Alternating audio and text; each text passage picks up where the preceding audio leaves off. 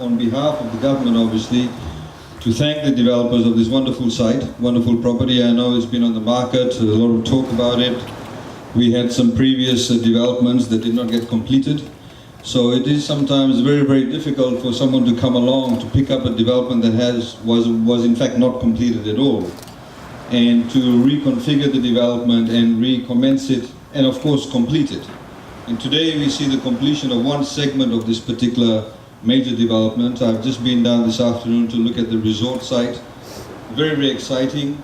It presents to us, within the tourism industry at least, a new segmentation. As we know that we've seen, for example, other properties, I'm sure I can mention the names, Soso, and has been announced by the PM in the budget, the redevelopment commencing at Momi, where you have resorts, but you also have properties that are attached to it, where people build their own homes. It provides and gives a particular synergy, and of course a different segmentation in the tourism market. So as government, as Tourism Fiji, we need to be responsive to the changes in the market. And this is why we are noticing and we're taking heed of this development with great interest. And of course we are here to support it. No doubt it helps with the various incentives that have been provided by government, whether it's SLIP, whether it's a 20% corporate tax break, or whatever the incentives that have been provided are in place for. And we'd like to congratulate them for carrying this out. There's some very exciting opportunities in Pacific Harbour or Deomba. I have the pleasure on Monday next week to be again here, given the Papua New Guinean investment that's taking place, firstly with the purchase of the hotel and then the investment that they're making, additional investment in terms of marina.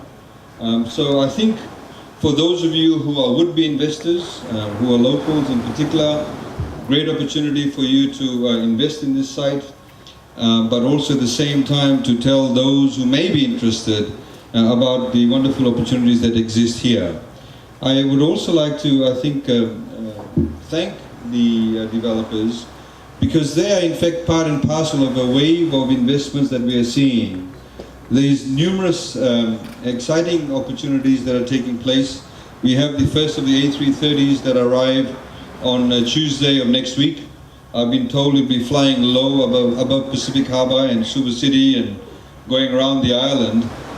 So it's exciting times. There's other projects that are on the boil. Some are coming to the forefront. And I think the developers here have not just taken a gamble, but in fact shown a lot of confidence in the policies that have been put in place. So just with those few words, I thank you once again. And I know it has not necessarily been easy. I'd like to thank you for your confidence that you placed, not just in government policy, but also in the people and the Fijian government. And it is a fantastic opportunity, I think, for both for you and for us too. And I wish you all a very good afternoon. Naka, thank you.